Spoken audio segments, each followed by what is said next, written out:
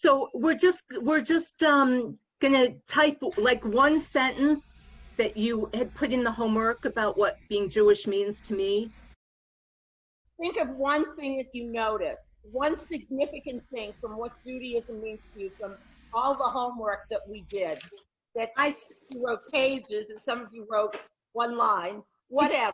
Okay, no editorial comments. Okay, you are thinking about one significant idea that you noticed, something, why it was meaningful to you to do that assignment, what you realized about that assignment, something that you want to share with the group on chat, something that really struck you. There's no wrong way to do this. One good sentence, put it on the chat. We're going to go through this because we unfortunately don't have time to read everybody's writing, but at least if we can get a sense of what you were thinking, that would be really wonderful. So one significant thing you're putting on chat that you notice from that, what is Judaism mean to me, or how is it important in my life? What did I notice about it? What struck me as I wrote it? Okay? My gifted and talented class.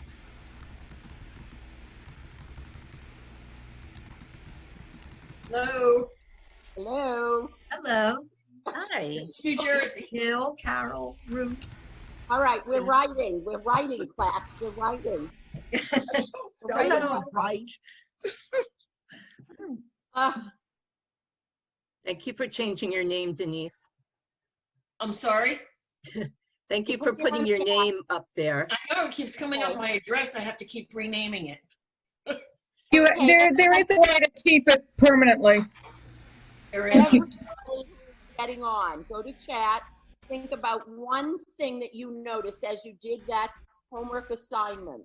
We're just trying to utilize this before class time. Think about one significant thing you noticed about yourself or about your relationship with Judaism, or something that really struck you as you wrote that paragraph, 3 paragraphs, 4 sentences, whatever it was. But please put that in the chat. One good sentence. We only need one sentence. That's all I did, Ellen. Oh, good. I didn't even do a whole sentence. I think I did a half a sentence. I did one word in a sentence. It's okay. I don't remember what I wrote. I already said that.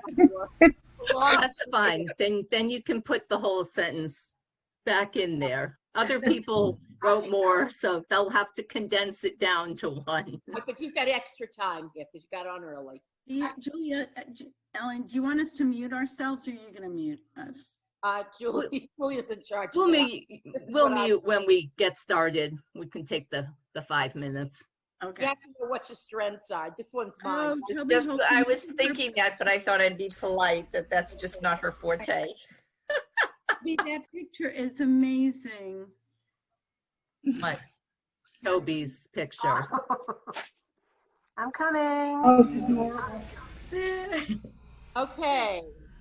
All right, a couple of you have gotten on. Please, welcome. Please go to the chat, find the chat, give us one good sentence of something that you noticed as you did your homework, which was, what does my Judaism mean to me? One thing that really struck you that maybe you hadn't thought of, or maybe you had thought of, just confirmed it, or something that affected you as you did the assignment. So please get something on the chat, one really good sentence. That's all we need. We don't, and I said this already, we don't have time to hear what everybody wrote, but at least if we can get a sense of what you are what you noticed when you wrote it up. Some of you just really said, you know, I hadn't thought of that before, or this is the first time I'm writing something like this. Nobody has ever asked me to do this.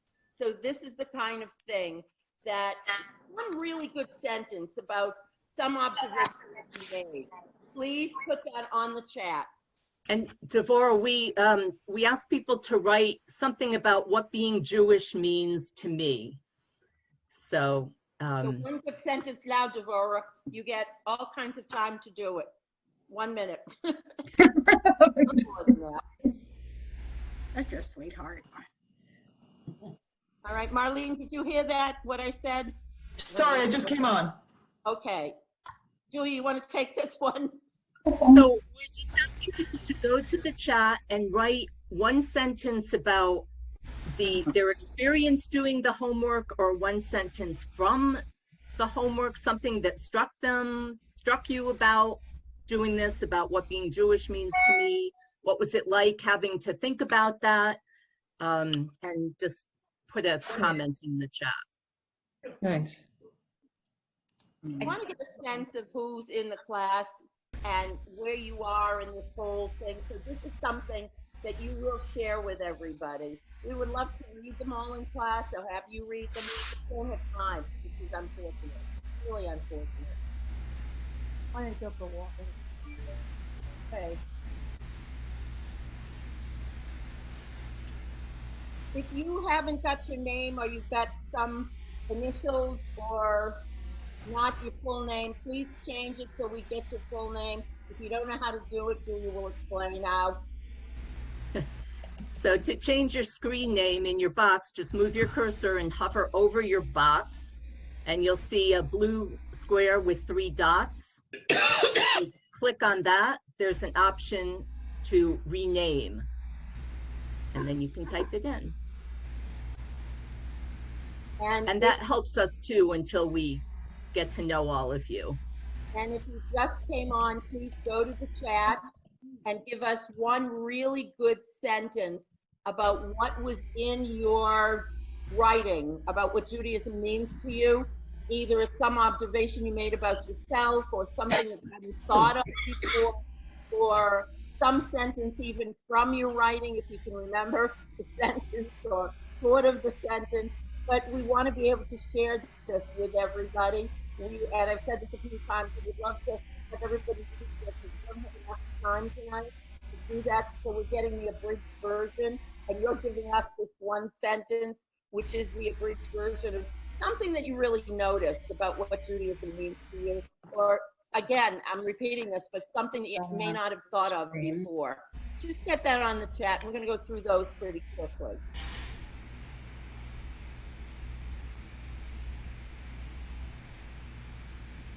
There's 32 so far of our, what do we have, Julie? 40, about 45?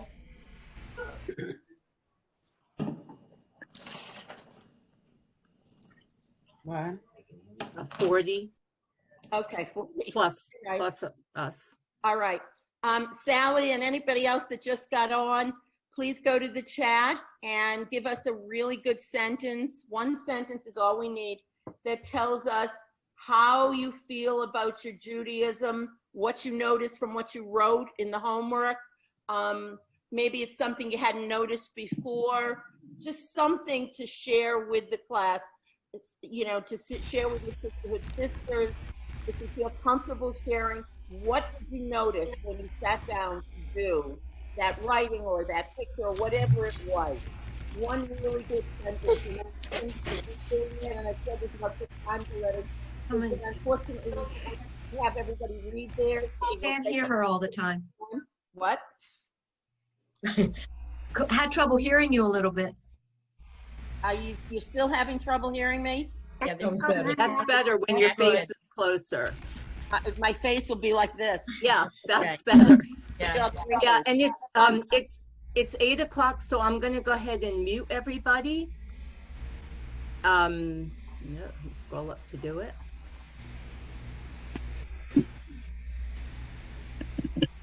Can you hear me still? Mhm. Julia, I helped you, so I unmuted everybody. When I can, I will. Otherwise, I'll be here. All right, I'm unmuting myself. All right, we have 39, Julia. I think that's probably it. Okay. Okay. Yeah, I'm doing attendance if you want to start in. All right, so let's start on the chat. What I'd like to have you do, can you hear me? Okay, good. I'd like to just follow, if you go to the chat, let's just follow everybody. You see your own names there, so I don't have to call on you. Let's just go in order of the way we see it.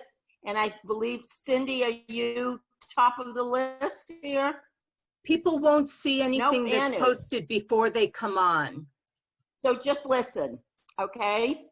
All right, Ann, everybody just read where your name comes up nice and loudly and slowly. Ann? I said everything, caring about others in Israel. Okay, next. Sabina? All right, don't wait for me to call you. When you see your name, just go. My They're name not doesn't come up. Sabina, yours didn't come up? All right, Sabina? It's there. It says me. When it's your name, it says me. Remember, it doesn't Okay. say your name. Okay, well, when it Okay. says me, that's a good signal. Okay, what can be more meaningful than sharing my legacy, faith, and traditions while baking challah with my granddaughter? Okay. Nancy? To me, it's the past and the future coming together. Carol? That being Jewish is part of my day-to-day life. every day. Eileen? Eileen? Mute. Oh, Eileen, unmute yourself. Being Jewish is who I am. Denise? Unmute. Jill, you want to unmute everybody? Judaism is home. Denise? Brand? That's me. Okay, you did it. Sorry. Devora? Judaism is home. Okay, Devora? All right, so you weren't sure. All right. Being Jewish to Jill? me is a journey. Okay. Jill? Being Jewish to me is not only a religion, but it's the way I live each and every day. All right. Devora, now you have it. Being Jewish is a journey, right? Alyssa? And I can't unmute and see at the same time. 1 second. I thought about how I feel about Judaism rather than what it means to me. Corinne? I was answering your literal question. Okay. Corinne? I don't see more nothing. Do you see it, Corinne? Unmute. Corinne, unmute. All right, we'll come back to Corinne. Being Jewish is in my DNA. Okay. All right. Alyssa agreed with Jill. Okay, Dana? I needed to do some processing to be able to write. It took more insight than I thought it would. Neat. Okay, Ruth? It is my neshama, and I love learning about Judaism. Okay, what does neshama mean? It's my soul, I guess. Okay. Let's try and Sorry. explain these words. All right, Marion? Oh, I think I said it. My day-to-day life is what Judaism is and how I live it every day. Okay. Sheila? Sorry. Sheila? I just took one sentence out of what I had sent in. Right. What is it? And it came out spelled wrong. I'm sorry, but it just says it's my identity. Jewish, Okay, being powerful Jewish is sentence. my identity. All right, Marlene. I am a Jewish soul, and my life has always been guided by my Jewish soul. Faye. Community of comfort. Sandy. Still muted. It's what I've always accepted. Judaism is my heart and soul. Cindy. It helps me maintain a moral compass. Keep going. It's good. Oh, and gives me a way to assess my actions, thoughts, and ideas as well as those of others. Okay, Kay. Judaism keeps me focused on performing tzedakah more often than I would normally do if I left to my own devices. Okay, we're going to skip Alyssa's. Michelle. Judaism is my life, and I love to help teach Nusim to follow Torah. Okay, Sally. Although I was born Jewish, it's only through education that I know I'm Jewish in my heart and soul and body. All right, Sabina. You read yours already. Okay. Rosalind.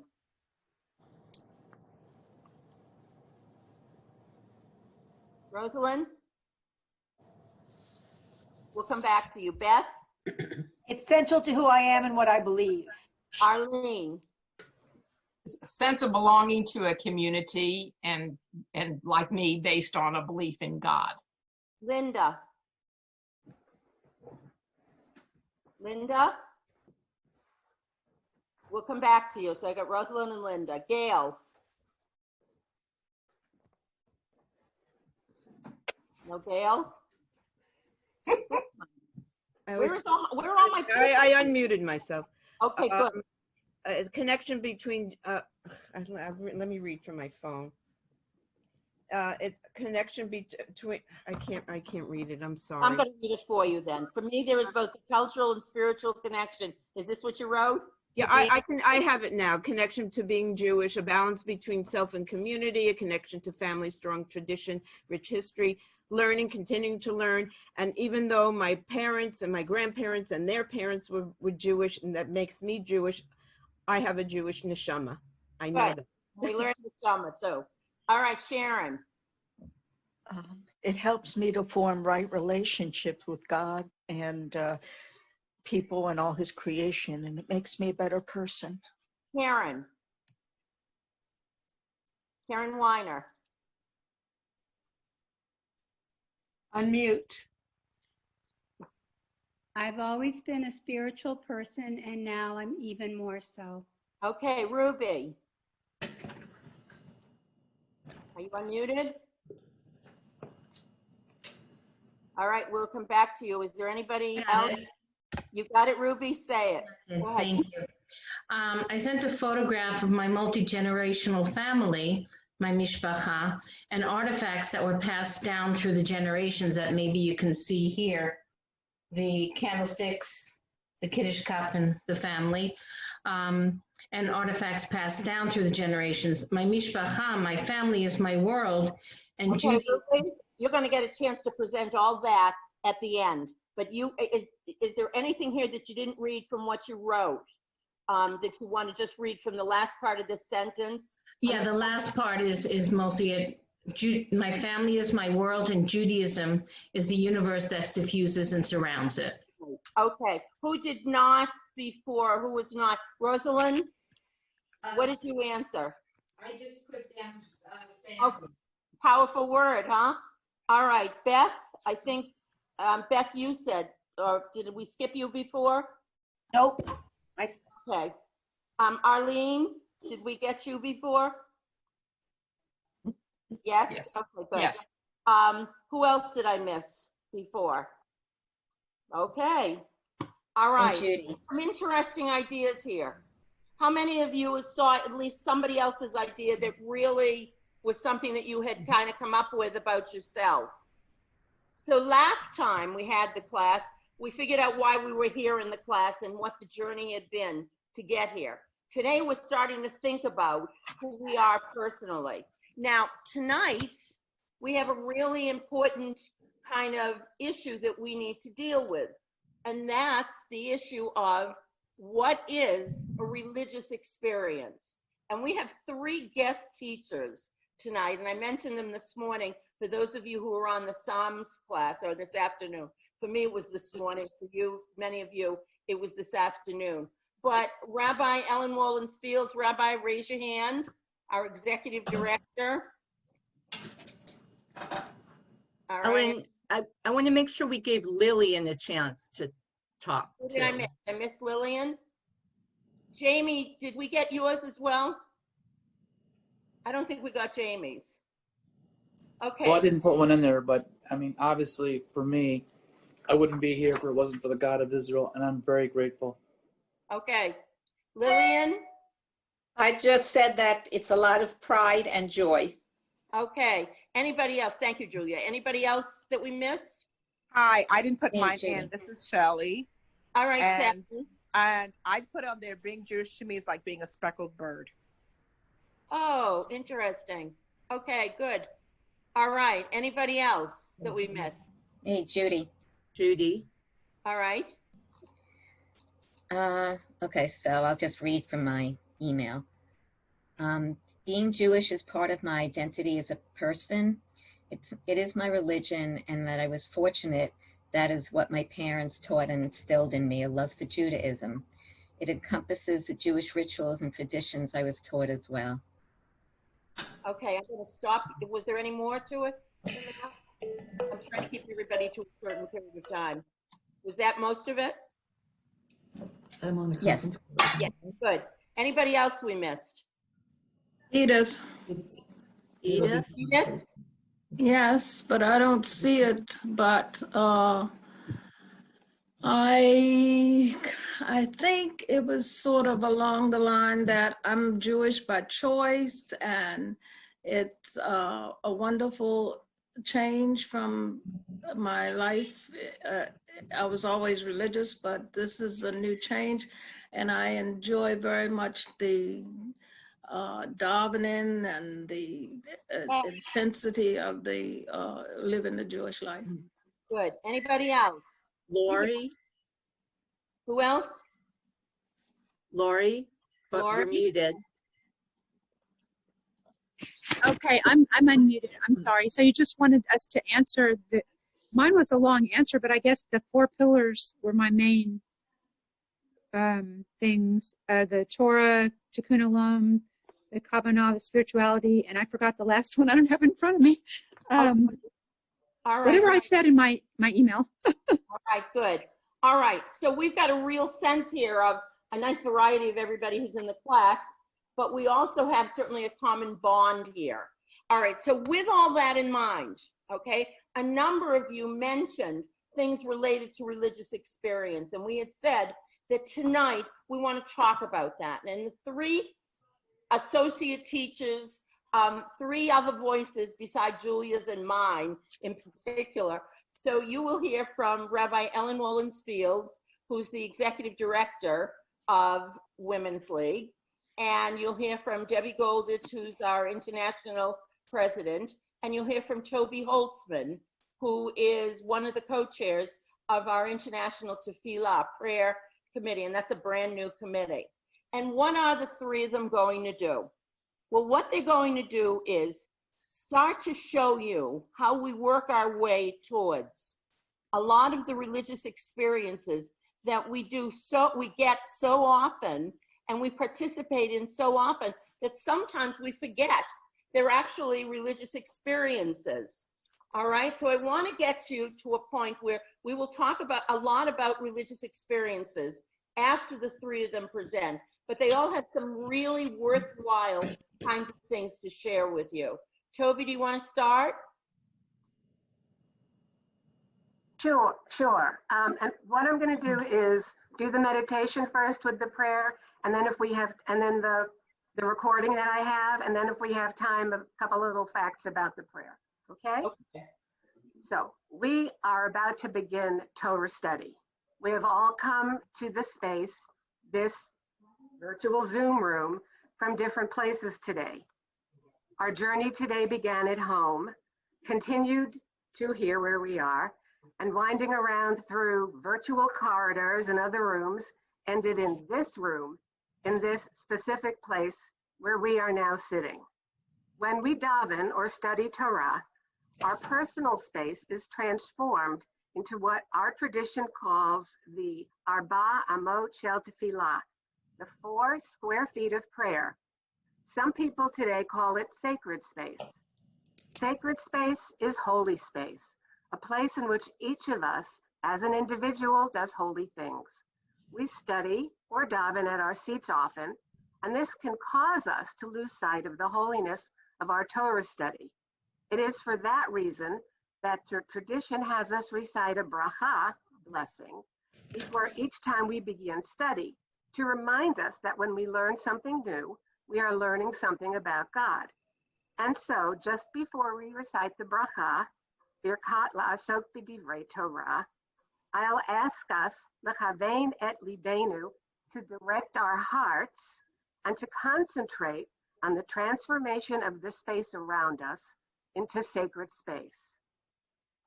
Close your eyes for a moment or 2, if you feel comfortable doing that.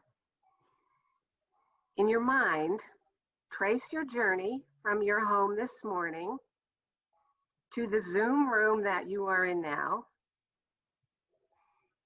And from the entrance to your home getting to your Zoom room.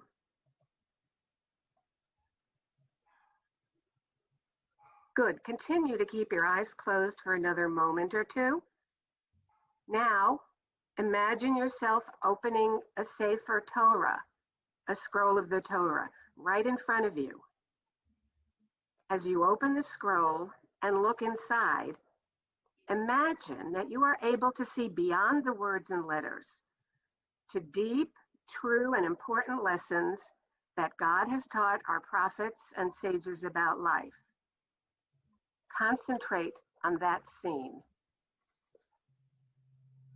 Now, let's thank God for the experience of sacred space and Torah study through the words of the bracha. You should all have been. I'm going to share it. And you're going to share it too? Okay, Yep. We'll say it together very slowly. Please do not unmute yourselves though. Baruch atah Adonai Eloheinu melech haolam asher kidshanu b'mitzvotav v'tzivanu la'asok b'divrei Torah. And the translation given here is, praised are you, Adonai, our God, cosmic ruler, who has made us holy through the mitzvot and who has given us the mitzvah to study words of Torah. And now I'm going to share with you a song written by cantor Jeffrey Klepper.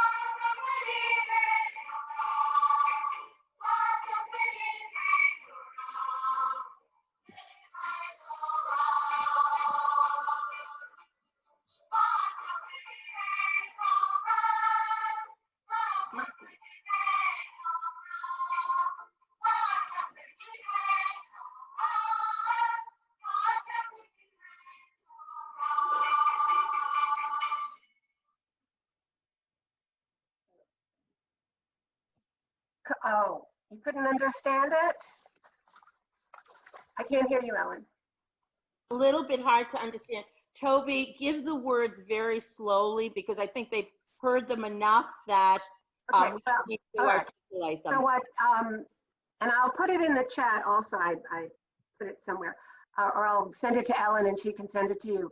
The reason that Cantor Klepper wrote the song the way he did, it formed, the blessing has the formula of Baruch atah Adonai Eloheinu melech haolam asher kidshanu b'mitzvotav v'tzivanu. A lot of the blessings start with that we are commanded to do X, Y, or Z. The what in this case is la'asok b'divrei Torah, which can be translated as to engage in words of Torah, or study words of Torah, or busy ourselves, or work with Torah. One of the interesting things about it is that many rabbis and different people have found a wordplay with the word in Hebrew la'asok to actually mean to soak up. One commentator said that for him, Torah is like taking a warm bath, and it adds a comforting glow and provides a focus. And another one who has a study group thought about sitting around in a hot tub, soaking up the words of Torah. So Cantor Klepper thought the important part, which he repeated over and over again before he got to the main part of the bracha, was la'asok b'divrei Torah. So it's Baruch Atah Adonai Eloheinu melech ha'olam asher kidshanu b'mitzvotav v'tzivanu la'asok b'divrei Torah. And this is different from some other blessings in that this is a commandment. It does appear in the Torah. And we study Torah because it sanctifies our lives. It helps us to discover meaning and purpose. And you will find also that studying Torah draws us closer to God. And that's what.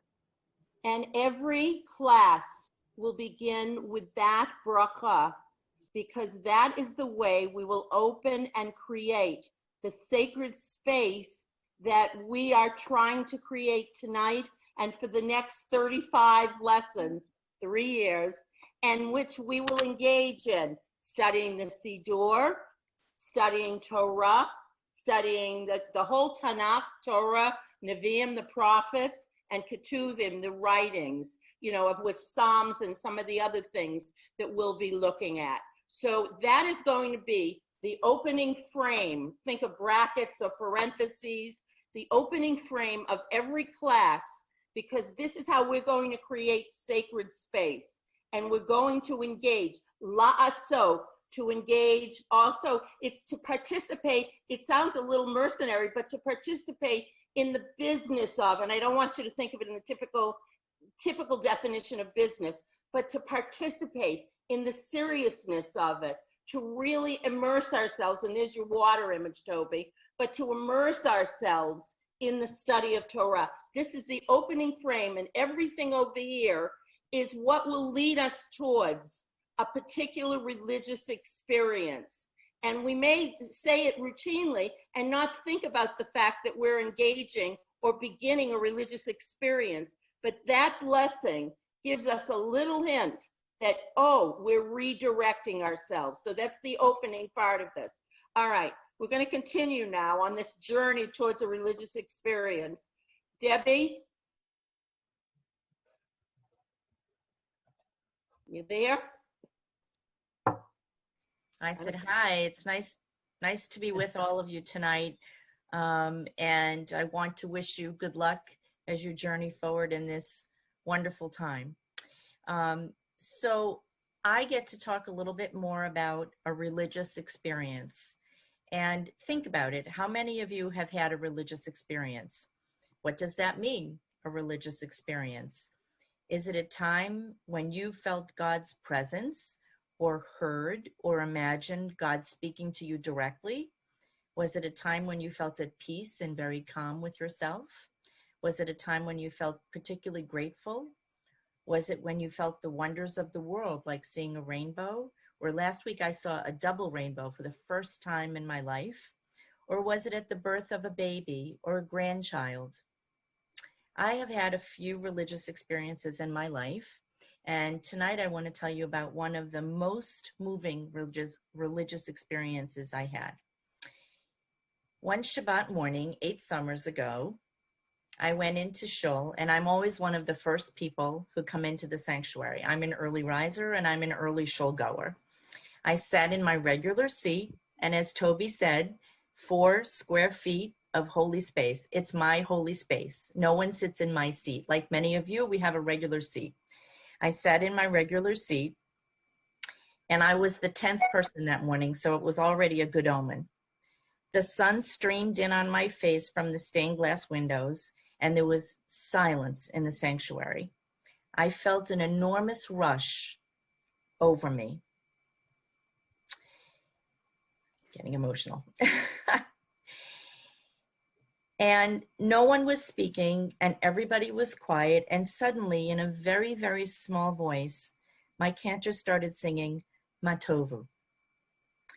And Matovu is the traditional Ashkenazi prayer that we recite first in every shacharit service. And the words translate to how good or how lovely. I felt great emotion well up in me, and I felt as if I could cry.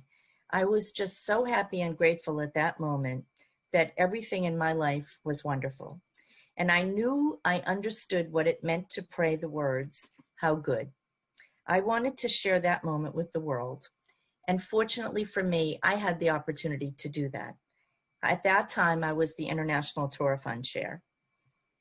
And I needed to come up with a theme for the Torah Fund pin.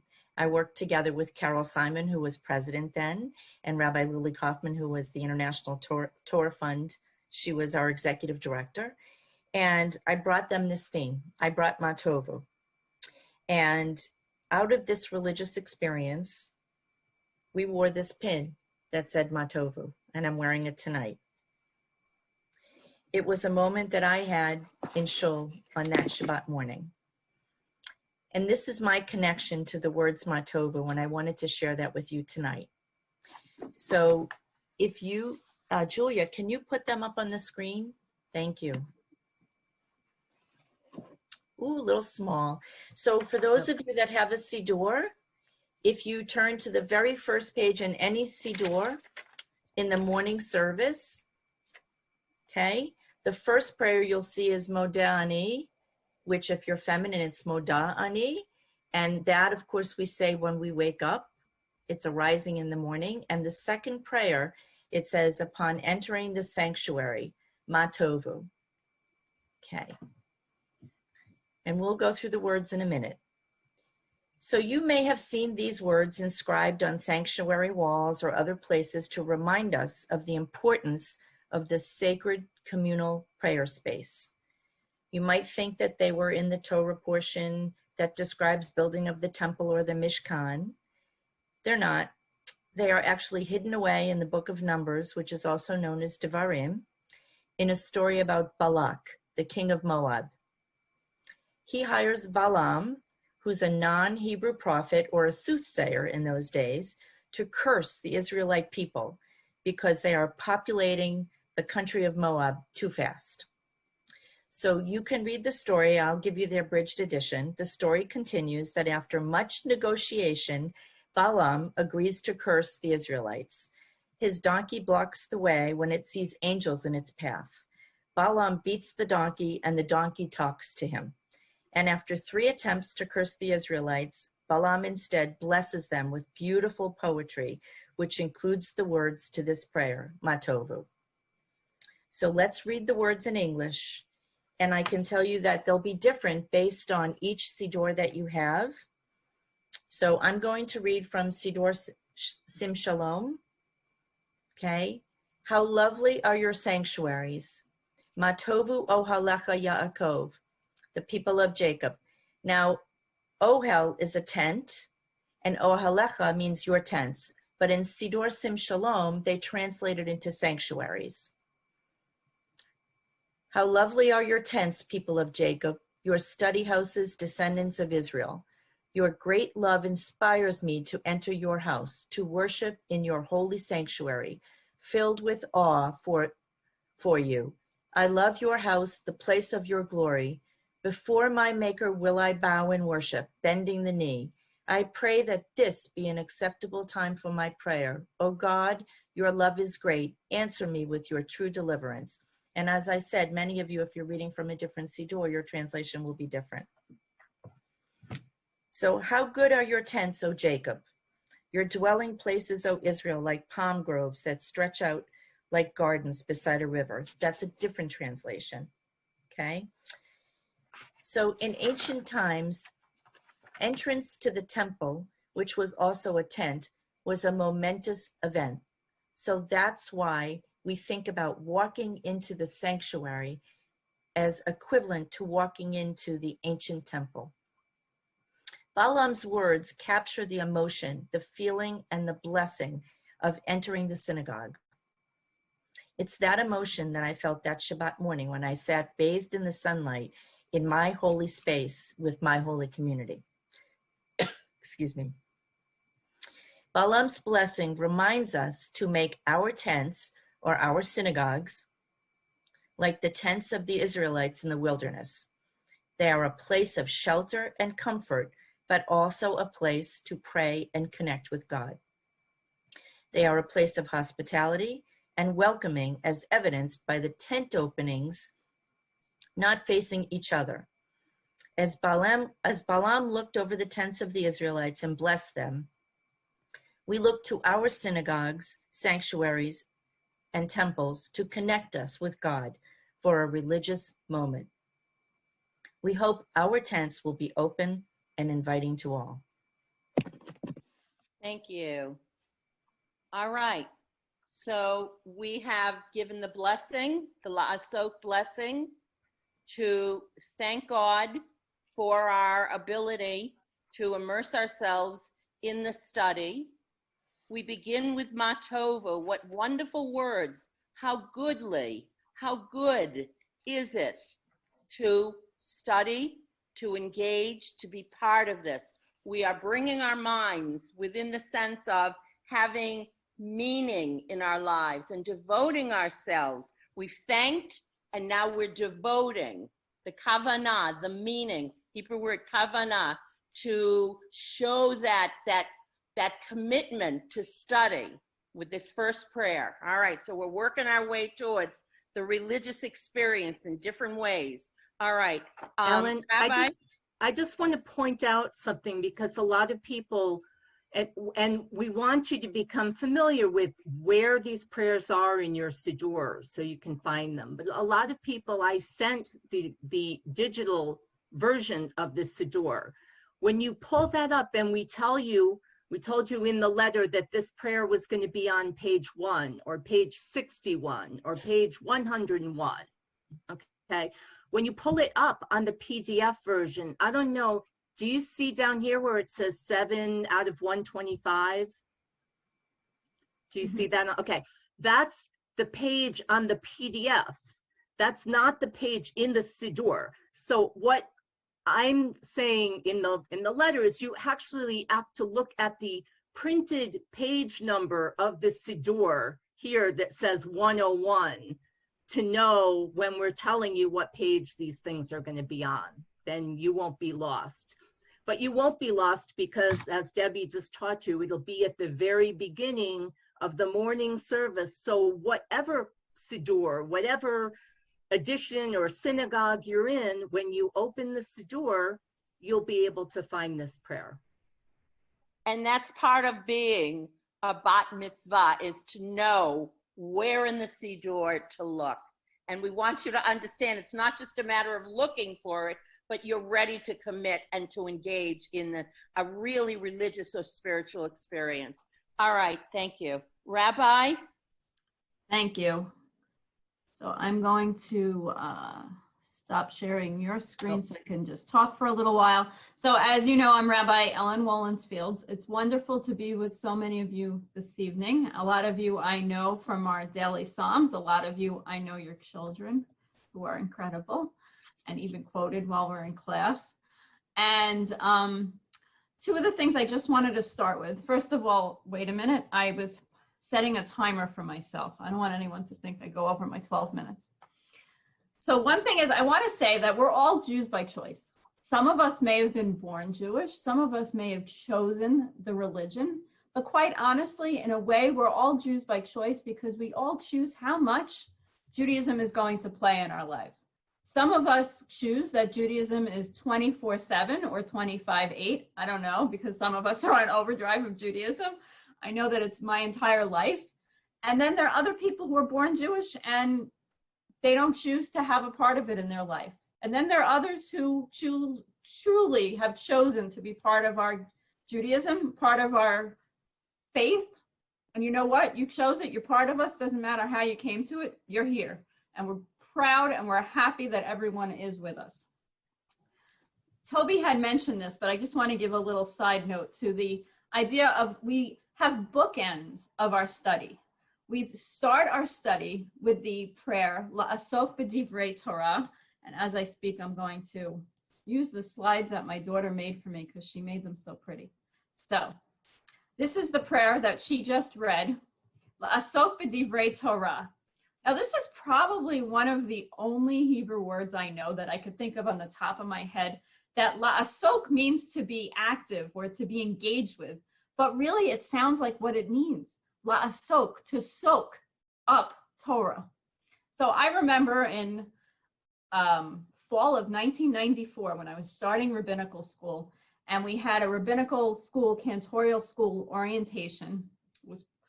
And Rabbi Cantor, Morty Leifman, okay, so we're all new rabbis, we're all, not even rabbis, we're students, and we're in the cafeteria of JTS, and Rabbi Cantor Leifman of blessed memory was a big man, and he gets up there and he stands in front of all, we're having breakfast, and he says, you know what, excuse my language, this is what he said, he bangs the table, and he's like, soak it up, damn it, your years at JTS, you're gonna soak it up, and you're gonna learn everything you can.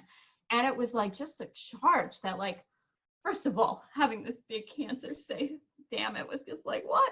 But he was like, soak it up, soak everything you up. And I missed those days studying because I wasn't only at JTS for 5 years, I was there for 9 years. I got 3 degrees, but I soaked up every word that I could learn. And I just love that we can continue learning no matter how old you are, that you're engaged with studying Torah. And why are we engaged with studying Torah? Because it's a holy activity. When we study Torah, we're talking to God, we're talking to each other, and we're talking to all the generations that came before us and that are coming after us as well. So we are all occupied with this Torah study that will engage us for a very long time. So I'm going to stop sharing for a minute as I speak, and then in a minute I'll share again. So I hope that everyone studies it, because when you study, it's not just you in the text, it's you and all generations that came before you, after you, and most importantly, God is in that study as well. So it's truly a spiritual activity when you study. So what I'm really supposed to be talking about. At the end of the Torah study, you say the prayer Kaddish D'Rabbanan. But first, so the word Kaddish might sound familiar. Now, I have a Brooklyn accent, so it's Kaddish, depending on where you're from. But so Kaddish comes from the root word Kuf Daled Shin, holy, sacred. There are many different Kaddishes, and there are also many different melodies. And when going to JTS and every other, well, JTS especially, I'm that generation, there's a different nusach, there's a different way to sing each Kaddish depending on when you sing it. So if you're singing, and I'll explain what Kaddish is in a minute. So if you're singing Kaddish for the morning day service during the week, it's different melody than the Shabbat melody. Nowadays, if you're not at JTS, we're just happy people get the words out. We don't care the melody, but quite honestly, there's a different melody for each one, and they're different words. So I'm going to start not with the first Kaddish, because the first Kaddish that was ever created was actually the one that I'm going to end with, the Kaddish of the Rabbanan, which is the scholar's Kaddish, the rabbi's Kaddish. But the one that most people know is the mourner's Kaddish. The mourner's Kaddish, or Kaddish Yatom in Hebrew. Yatom means an orphan. And it's not in normal Hebrew. Why? Because it's actually not in Hebrew. It's in Aramaic. So Aramaic was the colloquial language. It's like our English. It's what they spoke on the street. So if you want people to understand you, I'm not going to sit and have a conversation with my child in Hebrew because he's not fluent. He's fluent in English. So if I really want him to know what I'm saying, I'm going to say it in English. If we really wanted our people to know what they're saying, we say it in Aramaic. So when else do we have these words in Aramaic? We just heard it a few days ago. Kol nidre. When we say that all of our vows are now null, we want everyone to understand, when it was written back then, what we were saying. So we said it in the colloquial Aramaic. Another time that we have Aramaic in our prayers, halach ma'anya, may all who are hungry come and eat with us at the Seder. Another time Aramaic is used is for the ketubah, our wedding contract. Nowadays, it's not as practical because no one really knows Aramaic. It would make more sense to have the English translation, but it's in Aramaic. So that's the mourner's Kaddish that most people are most familiar with. Another type of Kaddish is the Chatzi Kaddish. So Chatzi is half. So they have Kaddish, the reader's Kaddish. I remember at Camp Ramon, Wisconsin, one of my friends taught this to the kids, and I was like, that is brilliant. So the Chatzi Kaddish is usually like between a section, but not a large section, but like going from one transition to the next. So he said, this is more like someone that you have a stop sign. So you have a short stop between sections. That's what the Chatzi Kaddish is like. But the Kaddish Shalem, the complete Kaddish, it's like when you hear Kaddish Shalem, you know that either you're taking out the Torah or it's almost time for Kiddush because you finish Musaf and that part of the service is over. So the Kaddish Shalem, the complete Kaddish, which has more verses in it, is more like the stop light. You stop longer when it's red, as opposed to a stop sign. Hopefully all of you live in communities that also have stoplights and stop signs, and I'm sure you do. So the stop light, the Kaddish Shalem, is a longer stop between parts. It's a more of a complete stop in between, and it has ideas about reviving the dead, raising the dead, rebuilding Jerusalem in that. Then we have another Kaddish, which most of us don't necessarily use. It's called the Kaddish De'itata. That's when you know that you're in a funeral that people don't really get, the people who are there. And that's the burial Kaddish. So most conservative rabbis probably won't use that because most of the people there won't know what you're talking about. But the Kaddish De'itata is the burial Kaddish. It's more of a Kaddish used to say, this is a renewal. This is a time, each of the Kaddishes you'll see is a type of completion. Either it's a short completion, it's the completion of being a child and now going to be an orphan, or this is a completion of one's life and you have it at the burial. It's also very weird to think, but the Kaddish De'itata is the same Kaddish that we say at a funeral that you also say at a siyum, when you complete study. Those are the same words. It's really not an easy worry. It's some very difficult burial Aramaic words to say there. Now, what I'm really talking about tonight and what we're going to learn is Kaddish de Rabbanan. That's the rabbi's Kaddish, the scholar's Kaddish. Has a few different verses in it. So when did this all start? The oldest occurrence of a Kaddish were the words Yehei Shmei Rabbah Mevarach Le'olam U'Almaya, translated, when God's great name be blessed forever and ever. When God grieves over the destruction of Jerusalem, this is when it was written. This is part of why, but as God grieves, we also grieve, but more so, we praise God at the same time. That was from Brachot, from the Talmud. So all the way back in the Talmud time in Brachot. Another Babylonian Talmud section in Shabbat, why do we recite that?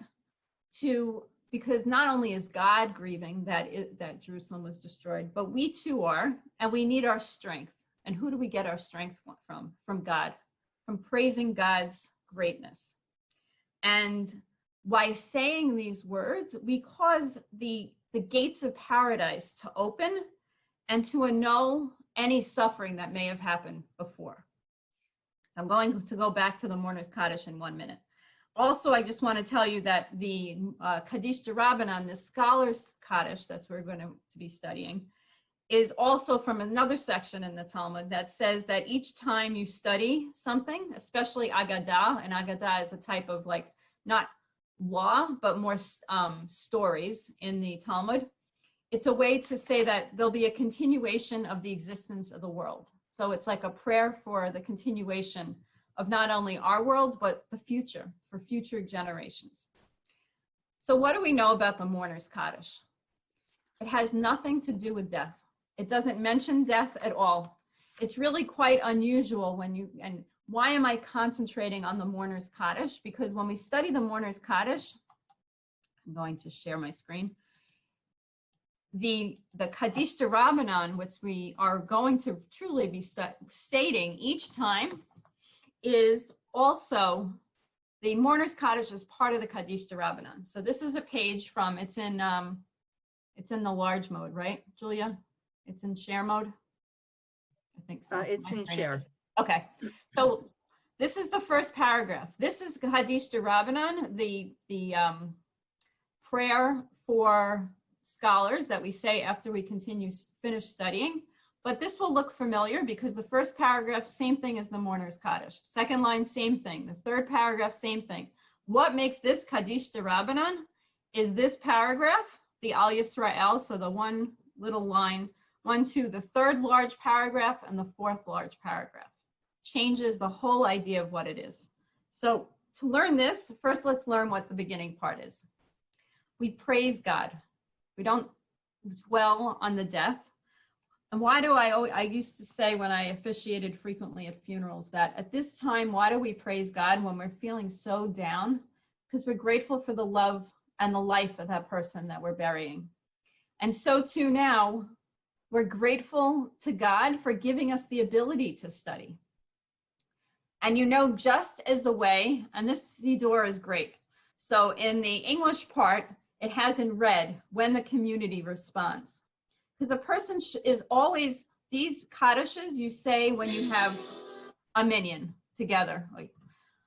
When you have a, I'll go quicker.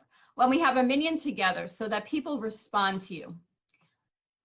It was said at the very beginning when we started doing the Kaddish D'Rabbanan, it started as it was only something that was said at the Shiva of a scholar. When a scholar died, when the Shiva ended, they would say the Kaddish D'Rabbanan. But then they said, you know what, but we're all equal. Why should it only be at the Shiva of a scholar that we say it? This was back in the ancient times. We should really continue saying this for every person. Everyone could be a scholar. So it became the tradition that not only was it said at the Shiva of a scholar, but every time you studied, you thanked God for being able to study and for also blessing the teachers and the students of the teachers. So grant abundant peace to our people and their leaders, to our teachers and their disciples, and to all engage in the study of Torah in this land and in all other lands. May you and they be blessed by our Creator in heaven with great peace, grace and kindness, compassion and love, and long life, abundance and deliverance. So we never take anything for granted. Just the way we start studying with a blessing, we start eating with a blessing. We don't just assume that we can start eating. We don't assume we can start studying without blessing and thanking God. A bracha, baruch, another way to say blessed is thank you, God. And we don't end our meal without blessing God. We don't end our study session without blessing God. And also blessing, thanking, and giving and praying that there's good grace on those teachers and the scholars and also the students. Because you can't have a teacher without a student. So they're all blessed in Kaddish D'Rabbanan. So nowadays in conservative synagogues, we do say this often. Some places cut it out, some do. At the beginning of the service, when we have some portions of study, we say this. But in addition, many end a study session with saying Kaddish D'Rabbanan. Rabbi Joel Roth at JTS, it was a beautiful tradition that at the end of, I don't know why, but when I was there and only he did this, at the end of his class, we all knew we had to have 10 people in the class for it because you need a minyan. We would stand up and we would say Kaddish D'Rabbanan. And with Joel Roth was the rabbi who wrote the tshuva on allowing women to be rabbis. And it was only in 1984 that it was written. So when I was in school from 94 to 95, I was like the first generation, towards the end of the first generation. So it was amazing to study with the man who allowed me to be there. And to not only do that, but to praise God, to thank God for having the ability to study all together. So I know that you're going to have a copy of this as well. And it really is a way at the end of class, it used to be, you know, if people didn't know exactly when a lesson was over, they'd say, okay, Kaddish D'Rabbanan. And then after you said that, it was like a way that it was dismissal of the class. The study for the day was over. And what a beautiful way to dismiss a lesson by thanking God, by praising your teachers as well. And you end with the words, Oseh Shalom B'Mromav, that we'll have peace. And how do we have peace? By people coming together to study, to learn the traditions, to remember God, and to remember each other as well. So there's much more to learn about that. But that was a little bit for that part. If you want to look, there's a segment that I don't think we have time for now, that Debbie Friedman didn't take the whole prayer. She took an English portion of it. It's only 2 minutes if you wanted me to show it. And she has a song for the Kaddish D'Rabbanan, for the scholars, the rabbis' blessing, where we thank God for having the ability to study together. It's So 2 thank you minutes. for giving me this opportunity. Yes. Rabbi, it's 2 minutes of what? Yes. Of playing it? Yes. All right, take the 2 minutes. And then what I think we'll do is we need to go through this, but what we'll do is in the future, maybe you'll come back and we're going to divide this into segments to go through the whole thing, just not tonight. Sure, not a problem. We've used a lot. Why don't you play this? Why don't you play this? We'll end your part of this tonight and then kind of readjust, and we'll start going through it and learning it a little bit each class. Okay? Yes. Can you hear it? Yeah.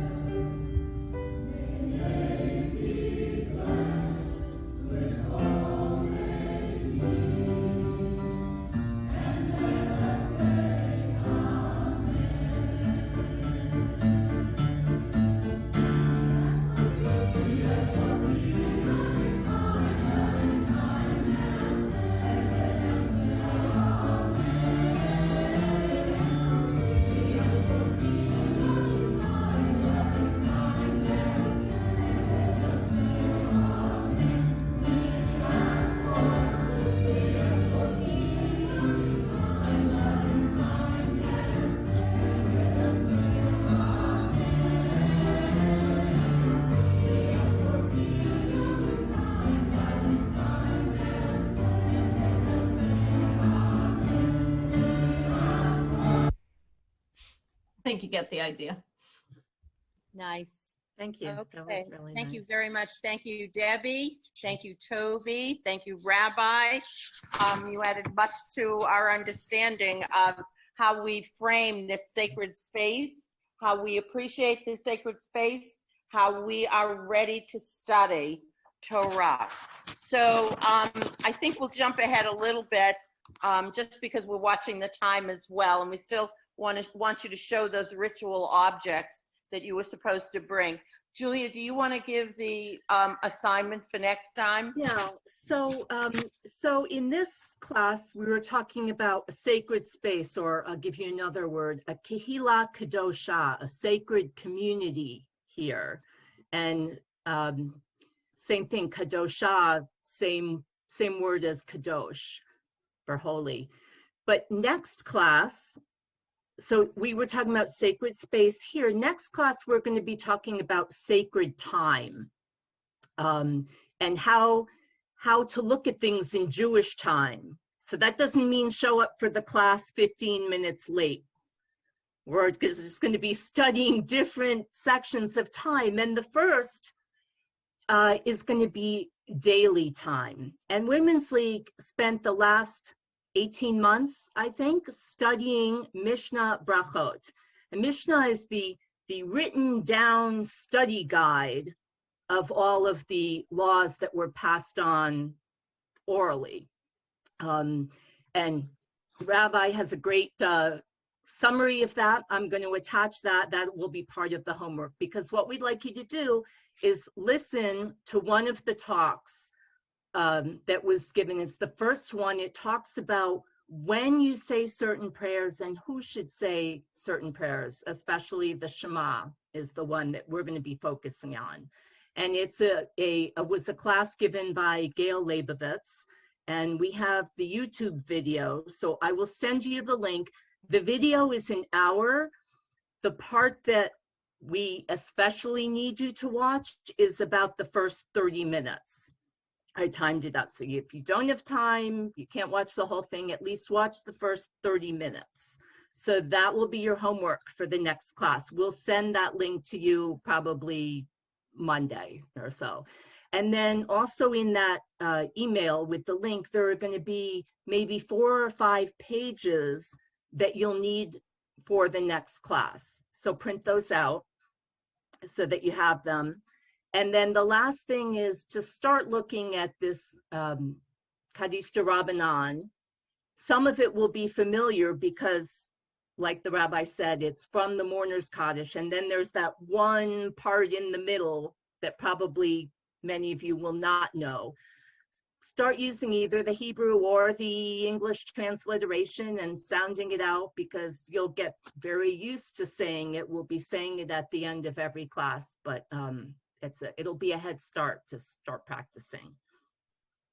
So that's homework for next week. We wanted to make sure we gave that, because what we're going to do now is break up into smaller groups so you actually have a chance to talk instead of listening for the whole hour and a half. And we will take about 25 minutes. I will send out a message when there's about 5 minutes to go, and then there'll be a countdown in the breakout room. And each of it will be led by one of your teachers tonight. And so you can talk it over with them. It'll be smaller. And you'll present the object that we asked you to bring. We don't need to know where you got it from unless it's really part of the ritual that's associated with it. But at least maybe 2 minutes for each person, for the leaders, just to get through everybody, and just have them talk about what the rituals are that are associated with this particular object, where you might be using it, what's the sacred space in which this particular object would be used, and figure 2 minutes per person. Okay, random grouping. Julia, you want to explain this part? Yep, so you're just assigned randomly, and as soon as I click the button, you will all just disappear into your breakout rooms. It'll be like a Harry Potter apparition, disapparition, or whatever. It's been a long time since I read it. And then when the timer, you'll see a little countdown timer when it's done, and we'll just meet back up here and say goodbye at the end. All right, get ready Okay. to disappear. Here we go.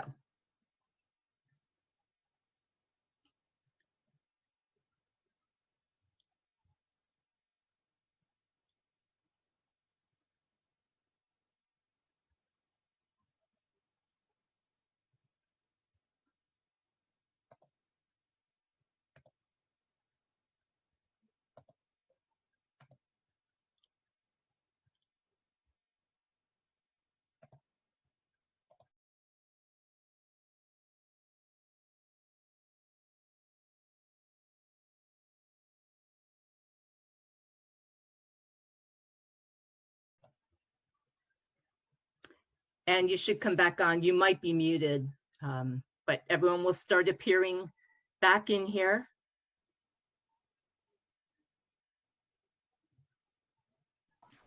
I don't know why I'm still here. No, okay. You're Try it back. again. I'll try it again. Oh, I'm in the main room? Okay. Yep, because you can see everybody else coming back in. Okay, now I do. Sort of. I can watch, we're still waiting, because you can see the participant count go up too as people come back in. Where do you live in Rockville, you said, Julia?